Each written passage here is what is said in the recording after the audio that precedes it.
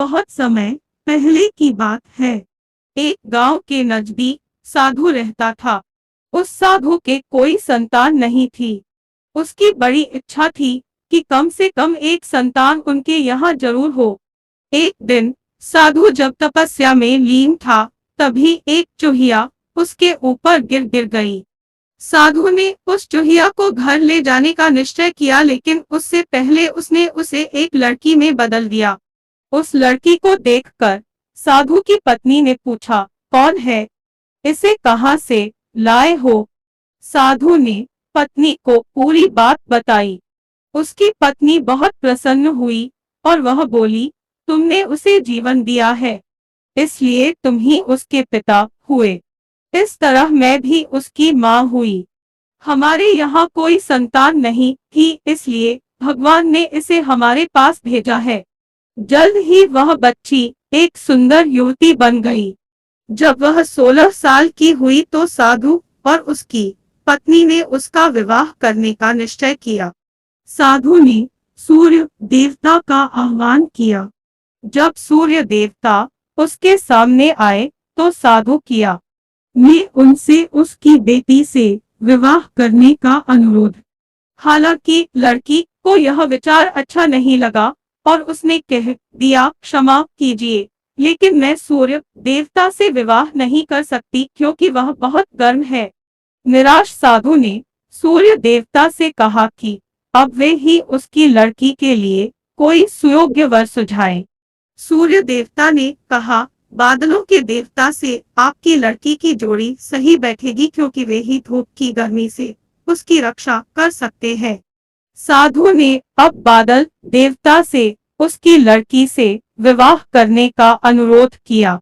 इस बार भी लड़की ने विवाह से इनकार कर दिया और बोली, मैं इस काले व्यक्ति से विवाह नहीं करूंगी। इसके अलावा बादलों की गरज से मुझे डर भी लगता है।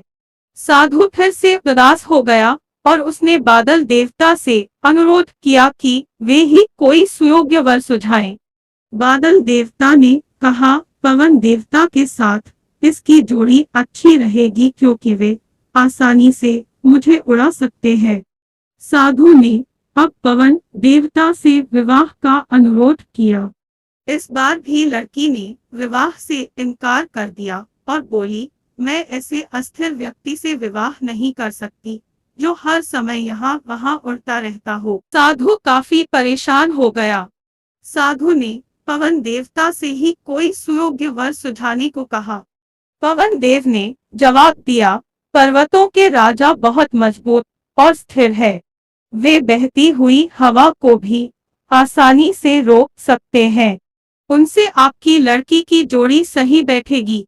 साधु अब पर्वतराज के पास गया और उससे उसकी लड़की के साथ विवाह करने का अनुरोध किया। हालांकि इस बार भी लड़की ने विवाह करने से इनकार कर दिया और कहा, मैं ऐसे किसी व्यक्ति से विवाह नहीं कर सकती जो इतना कठोर और ठंडा हो। लड़की ने साधु से किसी नर्म वर को खोजने को कहा।